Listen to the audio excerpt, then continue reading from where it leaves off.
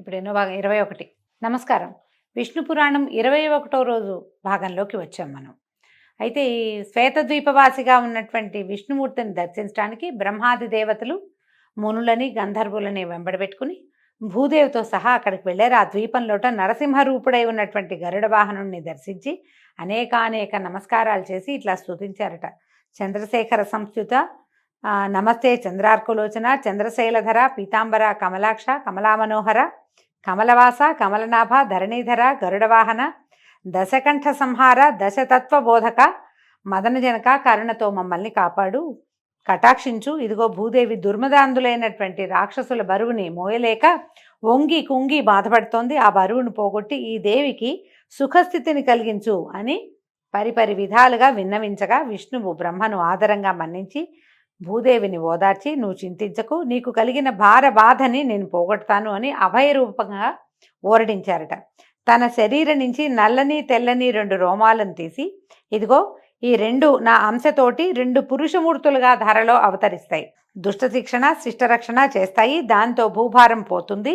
ఇంద్రాది సురలు తమ తమ అంశాలతోటి ఇళ్లలో సూర్యచంద్ర వంశాలలో క్షత్రియవరులుగా పుట్టి యుద్ధాలలో ధర్మ విరోధులైన పగవారిని మట్టుపెట్టి ధర్మోద్ధరణ చేస్తారు. నా భక్తులై సుఖంగా వర్ధిల్లుతారు. నేను ఇళ్లలో వసుదేవుని ఇల్లాలనైన దేవకికి 8వ గర్భాన కుమారుణ్ణై జన్మిస్తాను.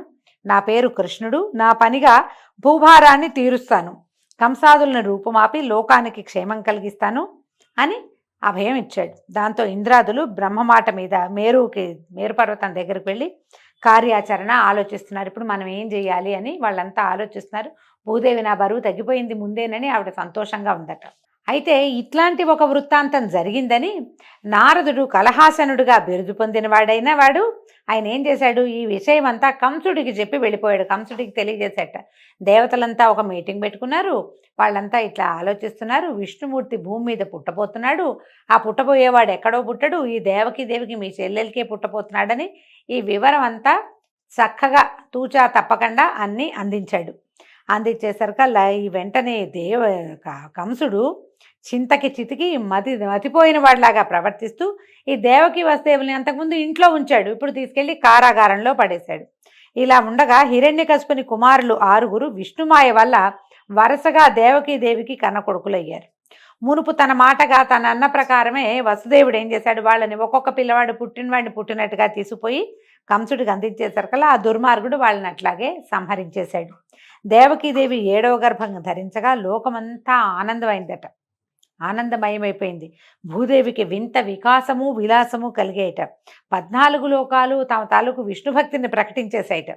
ఆ సమయంలో విష్ణువు దేవతలు వినేటట్టుగా యోగమాయతోటి ఇట్లా చెప్పాడట, భూభారం పోగొట్టడానికి ప్రయత్నం చేస్తున్నాము. నా తామస గుణ ప్రవృత్తితోటి ఇలాపై పుట్టడానికి దేవకీ గర్భాన చేరి ఒకడు పెరుగుతున్నాడు. ఆ చిన్న పాపణ్ణి నువ్వు తీసుకుపోయి రేపల్లిలో నందుని సంరక్షణలో ఉన్నటువంటి వసుదేవుని జ్యేష్ఠపత్ని అయిన రోహిణీ గర్భాన చేర్చు.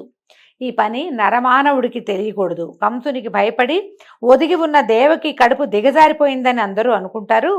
ఒక గర్భం నుంచి ఆకర్షించి ఇంకొక గర్భానికి చేర్చటం వల్ల ఆ శిశువుకి సంకర్షణుడనే పేరు గలవాడుగా జన్మిస్తాడు.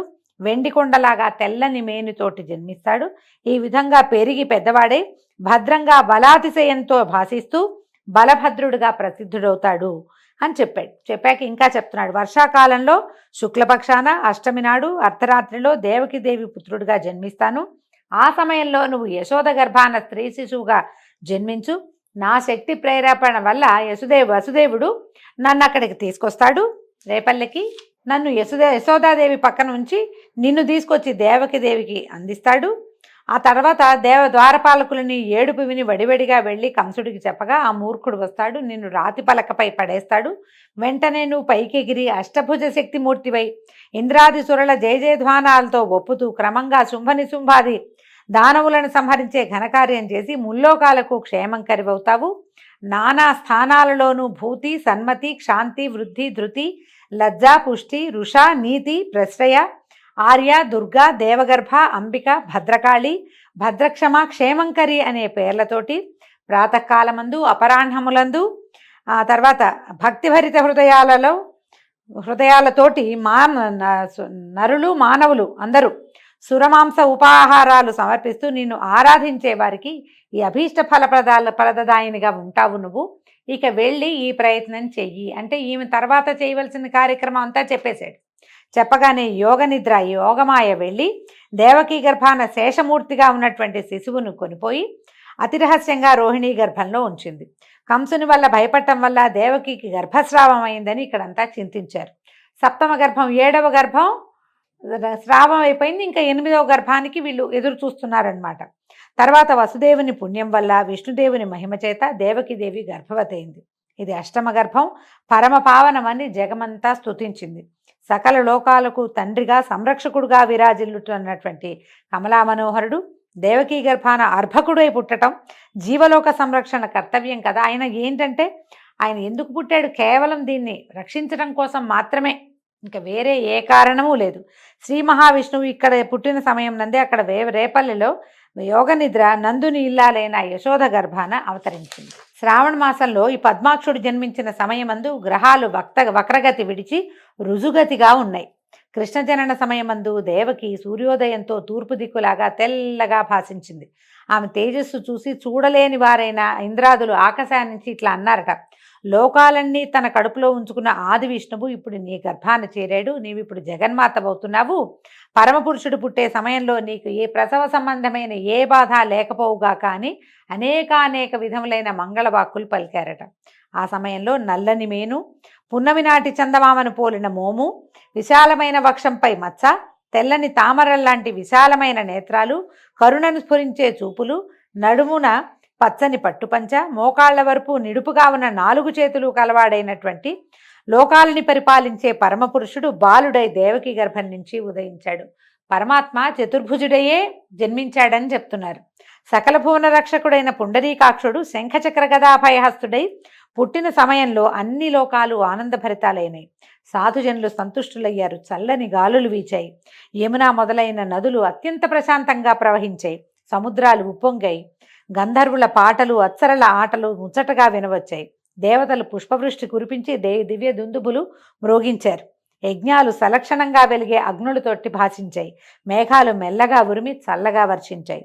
ఆ సమయంలో దేవకీ వసుదేవులు ఆ దివ్యమూర్తి యొక్క మహిమను చూసి అమితాశ్చర్యానందాలతోటి మొక్కి ఇలా అన్నారు, దేవా హరి సకలలోక సంస్తుత్య, సకల జగన్నాథ శ్రీనాథ భూనాథ, నీవు మా బిడ్డవై జన్మించడం నిజంగా మా అదృష్టం. నీ తేజస్సు చూసి కంసుడు వచ్చి అదరి బెదరి మమ్ము బాధిస్తాడు కనుక ఈ రూపం విడిచి సామాన్య మానవ రూపంతో శిశువుగా ఉండు నాయనా అని ప్రార్థిస్తే హరివారిని కరుణించి భయపడకండి, వాడి చలం బలం హరించడానికే నేను ఇలా మీ బిడ్డనే అవతరించాను అని తన అసామాన్యమైన రూపాన్ని ఉపసంహరించుకుని సామాన్య మానవ శిశువుగా కనిపించాడట. తర్వాత వసుదేవుడు ఆ బాలుని తీసుకొని బయలుదేరాడు. చెరసాల నుంచి బయటకు వచ్చాడు. సమయం నడిరేయి. ఆ దేవుని మాయాప్రభావం వల్ల నగరంలోనే కాక చెట్లపై ఉన్న పక్షులు కూడా గాఢ నిద్రా పరవశలు అయిపోయినాయి. చెరసాల ముందున్న భటులు, రాత్రి నగర వీధుల్లో తిరిగే రక్షక భటులు, కోటలో కాపున్న కొలువుకాండ్రు అందరూ గాఢ నిద్రా పరవశులయ్యారు. వసుదేవుడు వెలుపలికి వస్తున్నప్పుడు తాళాలు గడియలు వాటంతటా అవే విడిపోయాయి. సర్వము విష్ణుమయంగా విష్ణుమాయామోహితంగా ఉంది. ఆ సమయంలో దట్టంగా మెరుపులతో ఉరుములతో మింటికి కంటికి ఏకధారగా గాలివాయన కురవటం మొదలుపెట్టింది. త్రోవలో దేవకీ బాలునిపై చినుకు పడకుండా 1000 పడగల గొడుగుని అనంతుడు పైన ఛత్రంగా పట్టాడు. అంత వాన కురుస్తున్న యమున వసుదేవునికి మోకాలి బంటి నీటి దేవైంది. అలా అనాయాసంగా నదిని గడిచి అవతలి గట్టుకు చేరాడు. శ్రీహరి భక్తులకు సంసార సాగరం అరికాలి బంటి అవుతుందంటే మరి ఆ హరికి తండ్రి అయిన వసుదేవునకు యమున మోకాలి బంటి అవ్వటం ఏమి విచిత్రం కాదు. ఎవరైతే భక్తులుగా ఉంటారో వాళ్ళు ఈ భవసాగరాన్ని సులువుగా దాటేయగలుగుతారు. పాదాలతో దాటేస్తారు ఏం కష్టం లేకుండా. అలాంటి ప్రభువుని మోసేటువంటి తండ్రికి యమున ఎంత చిన్నదిగా అయినా ఉండుండొచ్చు. ఆ జడివానలో అంధకార బంధురమైన ప్రకృతి తోడుగా వసుదేవుడు ముందుకు వెళ్తూ యమునను దాటి స్నానాల రేవు వద్ద నందాదులను కొంచెం దూరంలో చూశాడు. వాళ్ళంతా పన్ను చెల్లించడానికి కంసుడి వద్దకు వెళ్తున్నాడట. తన సమాచారం వారికి చెప్పడం ఆ సమయంలో తగదని చూసి చూడనట్టుగా చాటుమాటుగా నడిచి రేపల్లెలోకి ప్రవేశించాడు. నందుడు నగరంలో లేడు. వాళ్ళంతా తెల్లవారుజామునే రాత్రి లేచి నడిచి మధురానగరానికి వస్తున్నారనమాట. అలాగే నందుని మందిరానికి వెళ్ళాడు. ఆ సమయంలో దుర్భరమైన ప్రసవ వేదనతో యోగ నిద్రా మహిమ చేత మైమరచి తనకు పుత్రికా జననమైందనే విషయం కూడా తెలియక యశోద నిద్రాముద్రితంగా ఉంది. వసుదేవుడు మెల్లమెల్లగా లోనికి నడిచి వెళ్ళి ఆ ఆడబిడ్డను తీసుకుని తన కుమారుని అక్కడ ఉంచి వెలపలకు వచ్చాడు. రేపల్లెలో ఆ చీకటి రేయిని తెలివిగా ఉందనిలేం. ఆ చీకటి రేపల్లెలో ఎవ్వరూ తెలివిగా లేరు. రేపల్లంతా నిద్రాముద్రలోనే ఉంది. నేను నందుని ఇంట్లో నుంచి శిశువుని ఉంచి బయటికి వచ్చిన వసుదేవుడు వెనుదిరిగి మళ్ళీ యమునను దాటి చెరసాలలో ప్రవేశించాడు.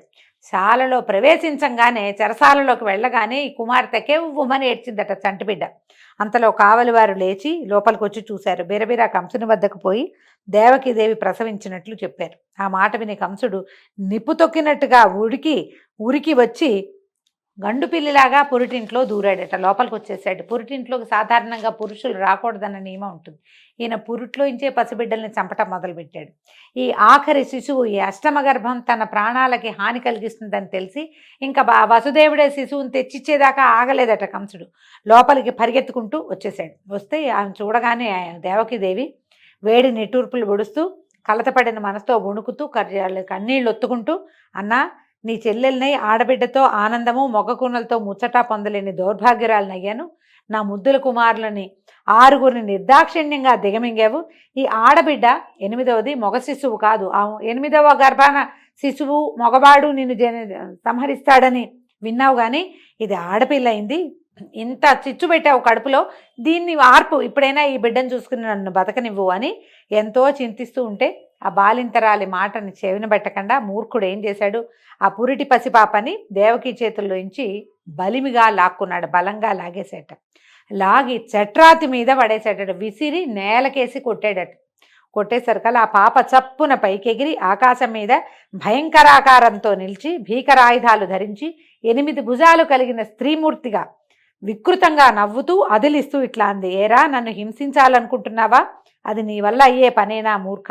మునుపు ఆకాశవాణి పలికినట్లుగా నిన్ను తెగవేసే మహాత్ముడు, సకల సురరక్షకుడు, దుష్టశిక్షకుడు పుట్టి వేరొక చోట పెరుగుతున్నాడు అని వాడు చూస్తూ ఉండగానే దేవగణాల చేత గంధ పుష్పోపహారాలతో పూజలంది అదృశ్యురాలైంది. కంసుడికి ఏమి తోచల. పౌరుషం సన్నగిల్లిపోయింది. తెలివి తప్పిపోయినట్టు అయిపోయింది. కాసేపటికి తెప్పరిల్లి వెనక్కి తిరిగి వెళ్ళి తనకిష్టులైనటువంటి పూనక, ధేనుకాసురుడు మొదలైన రాక్షసులందరినీ పిలిపించాడు. రాక్షసవరిలారా, నా బలపరాక్రమాలు మీకు తెలుసు. ఎదురులేకుండా రాజ్యాన్ని పరిపాలిస్తున్నాను. నన్ను చంపడానికి దేవతలు ఏదో కుట్రలు చేస్తున్నారని నాకు ఎప్పుడో తెలిసింది. అది విన్నాను నేను. కానీ నా పరాక్రమం వాళ్ళకి తెలీదా? వాళ్ళకి తెలుసు. ఇంద్రుడు పూర్వం నా మీదకి వచ్చి నా వల్ల వెన్ను విరిగేటట్టుగా దెబ్బలు తిని తిరిగి చూడకుండా పారిపోయాడు. ఎన్నిసార్లు నా జోలికి వచ్చాడు. కానీ ఇప్పుడు నన్ను చంపుతాడా? ఎట్లా చేస్తాడు? బ్రహ్మ విష్ణు మహేశ్వరాది సురనాయకులు కూడా నా ముందు ఎండుగడ్డుపోచలు. అలాంటిది నా లోకంలో, భూలోకంలో నాకు ఎదిరింప ఒక్క జరాసంధుడు తప్ప మిగిలిన రాజులంతా కూడా నా ప్రతాపాగ్ని ముందు ఎండుటాకులే. ఇక ప్రస్తుతం ఏంటంటే, మా దేవకి కన్నా ఆడుబిడ్డ ఏం చెప్పింది, నన్ను చంపటానికి దేవుడట ఎక్కడో పెరుగుతున్నాడట. ఈ మాటే ఒకప్పుడు నారదుడి నోట కూడా విన్నాను. మీరు చేయవలసింది ఏంటంటే, ఈనాటి నుంచి భూమి మీద చిన్న బిడ్డల్ని నిర్దాక్షిణ్యంగా చంపేసేయండి, వెళ్ళండి అని పంపించాడు. వాళ్ళంతా సరేనని పలు రూపాలు ధరించి ధరణిపై సంచరిస్తూ పసిపాపల్ని తెగనరికి వాళ్ళ రక్తం తాగటం మొదలుపెట్టారు. రాక్షస బలం విజృంభించి ఉందన్నమాట. తర్వాత కంసుడు అంతఃపురానికి పోయి దేవకి వసుదేవులను రప్పించి కళ్ళబొల్లి మాటలతో వాళ్ళని మన్నించి, అయ్యో, చేయరాని దారుణం చేశాను, మీకు తీరని బాధ కలిగించాను, మీరెంతో అమాయకులు, నా వల్ల ఇట్లా పసిబిడ్డల్ని పోగొట్టుకోవాల్సి వచ్చింది, అంతా అయిందేదో అయిపోయింది, ఇంకేం విచారిస్తాము, విచారించి లాభం లేదు, నన్ను మన్నించండి, అంతా దైవం వల్లే ఈ మాయంతా జరుగుతోంది అని చెరసాల నుంచి వాళ్ళని ఇంటికి పంపించాడు. చెరసాలలోనే ఉన్నారని విష్ణు పురాణం చెప్పట్లేదండి, వాళ్ళని పంపించేశాడట. కానీ వాడి మనసు మాత్రం రగులుతూనే ఉంది. అయితే తర్వాత కొద్ది రోజులకి వసుదేవుడు ఒకనాడు రేపల్లెకి వెళ్ళాడు. నందుడు వసుదేవుడికి చిన్ననాటి మిత్రుడుగా కథల్లో చెప్పబడతాడు. నందుడు వసుదేవునికి ఆదరంగా ఆప్యాయంగా స్వాగతం పలిపి ఈ యశోద చేతుల్లో ఉన్నటువంటి కపట బాలకుడిని అందించాడట. వసుదేవుడు ఆ బాలుడిని ఎత్తుకుని ముద్దులాడి వచ్చి, వసుదేవుడు పిల్లవాడిని ఎత్తుకుని సంతోషంతో సంతానాన్ని ఎత్తుకున్న ఆనందంతో, నా అదృష్టవంతులు, ఇంత చక్కటి కొడుకు పుట్టాడు మీకు, ఈ పిల్లాడిని చూస్తే నాకే ఎంతో ముచ్చటగా ఉంది, మీ మాట వేరే చెప్పాలా, పిల్లవాడిని చూస్తే మీకు ఎంత మోహమో నాకంత రెండింతలు కలుగుతోంది, మీకు నాకు కూడా ఈ బాలుడు సమానుడే. ఇంకొక మాట చెప్తాను, రోహిణి కొడుకు మీ దగ్గరే పెరుగుతున్నాడు కాబట్టి వాడిని మీ కొడుకుగానే చూస్తూ పెంచండి, వీళ్ళిద్దరినీ అన్నదమ్ములుగా పెంచండి. ఇంకొక మాట ఏంటంటే, ఈ కంసుడు పసిపిల్లని చంపే దారుణ కార్యక్రమాన్ని తలపెట్టాడు. ఆ దుర్మార్గుడికి తెలియనట్టుగా మీరు ఇక్కడి నుంచి వెళ్ళిపోండి అని చెప్పాడు. వీళ్ళు అంతకుముందు మధురా నగరానికి దగ్గరలో ఉన్న రేపల్లెలో ఉండేవాళ్ళు.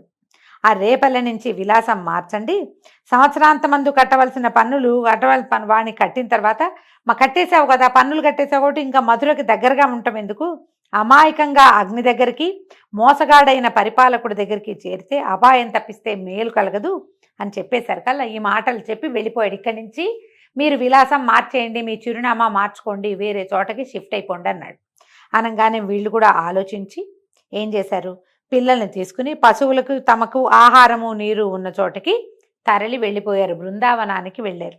అలా ఉండగా నందుని ఇంట అల్లారు ముద్దుగా బాలకృష్ణుడు పెరుగుతూ ఉండటం తెలిసి ఈ కంసుడు పంపిన పూతన అనే రాకాసి అందగత్తగా రూపం మార్చుకుని నడిరేయిన నందునింట్లో ప్రవేశించింది. అంతా నిశ్శబ్దము.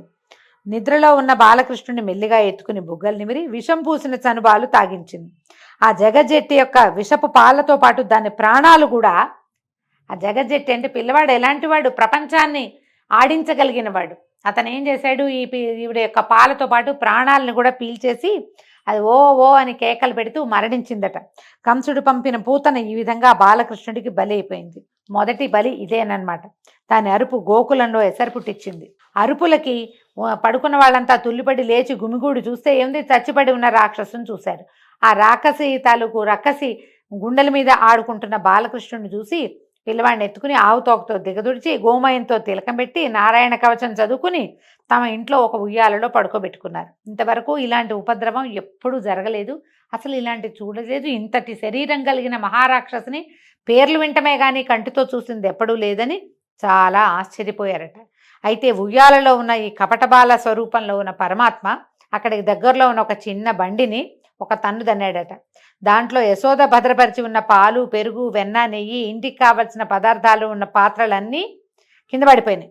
పడిపోయేసరికి చూసినటువంటి గొల్లల పిల్లలంతా వచ్చి ఈ గోపాలకుల పిల్లలు యశోదకి చెప్పేసరికల్లా వాటన్నిటిని జాగ్రత్తగా తీసి పాత్రల్లో వేసి దధి పుష్పాక్షతాల్లో ఆ బండిని పూజించి బాలకృష్ణుడిని చూసి అలిగిందట. అయితే గోపకాంతలంతా అన్నారట, అమ్మ యశోద, నీ పిల్లవాడు, ఈ చిన్న పిల్లవాడు నిన్న కొండంత రాక్షసుని చంపాడు, ఈ ఇంట్లో సామాన్ల బండిని విరగదన్నాడు, వీడి కాలు తగిలి విరిగిపోయింది, అది వీడు ఇలాగే పెద్దవాడైతే ఎందరి కొంపలకు నిప్పు పెడతాడోనమ్మా అని ఇలా హెచ్చరికగా ఎన్నో ముచ్చట్లు ఆడారట. పిల్లవాడు చేసే ప్రతి పని విచిత్రంగా విపరీతంగానే ఉండేది. తర్వాత వసుదేవుడు రోహిణి కుమారుడైన బలభద్రుడికి దేవకీనందనుడైన కృష్ణుడకు నామకరణం చేయాలని సంకల్పించి కులగురు అయినటువంటి గర్గాచార్యుణ్ణి ఆహ్వానించి విషయం చెప్పి గోకులానికి పంపించాడు. గర్గుడు నందుని మందిరానికి వెళ్ళాడు. తనంతట తాను చూడ్డానికి వచ్చినట్టుగా చెప్పాడు. యశోదానందులతోటి కాసేపు కబుర్లు చెప్పి తర్వాత ఎవ్వరికీ తెలియకుండా రోహిణీ నందనునకు రాముడని, దేవకీ కుమారునకు కృష్ణుడని నామకరణం చేసి వెళ్ళిపోయాడు. అయితే రామకృష్ణులు నలుపు తెలుపు శరీరాలతో శోభాయమాన మూర్తులై యశోదానందుల పెంపకంలో గారాభంగా పెరుగుతూ ఉన్నారు. బాలకృష్ణుడు క్రమంగా పాకటము, కూర్చోటము, తల్లి చేయి పెట్టుకుని తేలికగా అడుగులు వేయటము, ఎండిన ఆవుపేడ శరీరానికి పట్టించుకుని లేగలతో వీధుల్లో పరిగెత్తటము, ఆ దూడల తోకలు పట్టుకుని అవి పరిగెత్తకుండా నిలబెట్టటము, ఇలాంటి చేష్టలతోటి అన్నను కూడా కలుపుకొని చిల్లర మల్లరగా నడవటం మొదలుపెట్టాడు. అంతకంతకీ పెంకె చేష్టలు పెరిగాయి. ఇరుగు పొరుగు ఇళ్లలో దూరి ఆ ఇళ్లాళ్లకు కనపడకుండా వాళ్ళు ఉట్టిపై పెరిగిన పెట్టిన పాలు వెన్న ఆరగిస్తూ దగ్గరికి వచ్చిన చిన్న చిన్న పిల్లల మూతులకు రాసి పెరటిదారిన పారిపోతూ, మరికొందరి ఇళ్లలో మరుగుతున్న కుండల్ని కవ్వంతోటి పగలగొట్టి పారిపోవటం, అటు ఇటుగా ఉన్న వాళ్ళు జవరాండ్రు దగ్గరికి రాగానే తూనీగలాగా ఎగిరి గంతులు వేసి తల్లి వద్దకు వచ్చి ఏమీ ఎరగనట్టుగా ఆమె అడ్డాలలో కూర్చుని ముద్దులు కూడవటము, ఇట్లా బాలగోపాలుని శైశవ చేష్టలు అనంతంగా సాగేవి. అయితే ఒకనాడు ఇలా కృష్ణుడు తనని చూసి ఇంట్లోంచి పారిపోయేసరికల్లా చూసినటువంటి ఒక వ్రజభామిని నలుగురితో ఆలోచించి వచ్చి యశోదాదేవిని, ఏమిటమ్మా ఇలాంటి కొడుకుని కన్నావు, మా ఇళ్లలో జ్వరపడుతున్నాడు, మీ ఇంట్లో వెన్న లేదా, మా ఇంట్లో ఉన్న వెన్న అంతా తినేయటము విరజిమ్మేయటం, ఇంత అల్లరా, ఇంత చిన్నపిల్లలు ఎవరైనా ఇంతంత అల్లరి చేస్తారా, మమ్మల్ని ఇంట్లో శాంతి లేకుండా చేస్తున్నాడు, అసలు ఎన్ని దుడుకు చేష్టలో, మీరేమో మా కులానికి పెద్దవాళ్ళు, అతని భార్యకి నీ కొడుక్కి నీకేం చెప్పగలం మేము, మీ అబ్బాయి మంచివాడు కాదండి అని ఈ అతని వేళ్ల ముద్రలు ఉన్నవన్నీ గిన్నెలు పట్టుకొచ్చారట. ఈ వెన్న పట్టుకునే చేతితోటి బిందెలు పట్టుకుంటే వాటి మీద చేతి ముద్ర పడుతుంది కదా, ఈవిడ ఏం చేసింది, ఆ ముద్రలు బిందెల మీద ఉన్నవి బుంగల మీద ఉన్నవి అన్నీ పోల్చి చూసి కేకలేసింది కుమారుణ్ణి. మన ఇంట్లో ఇన్ని సమృద్ధిగా పదార్థాలు ఉంటే నువ్వు ఇతరుల ఇళ్లలోకి ఎందుకు వెళ్తావు, ఇలాంటి పనులు చేయొచ్చా, ఇంట్లో ఉన్నట్టే ఉండి ఇలాంటి పనులు చేస్తావేమిట్రా నాయనా అని ఆవిడ కుమారుణ్ణి పరిపరి విధాలుగా కేకలు వేసి నచ్చజెప్పడానికి ప్రయత్నం చేస్తూ ఉండేది. బాల్య జ్యేష్ఠలతోటి ఈ గోకులాన్ని అంతటినీ ఒక కొలిక్కి తీసుకొస్తున్నటువంటి కృష్ణ చేష్టలతోటి ఈరోజు భాగం సమాప్తం అండి. మరిన్ని కృష్ణ లీలలతోటి రేపు ఉదయం కలుసుకుందాము. నమస్కారం.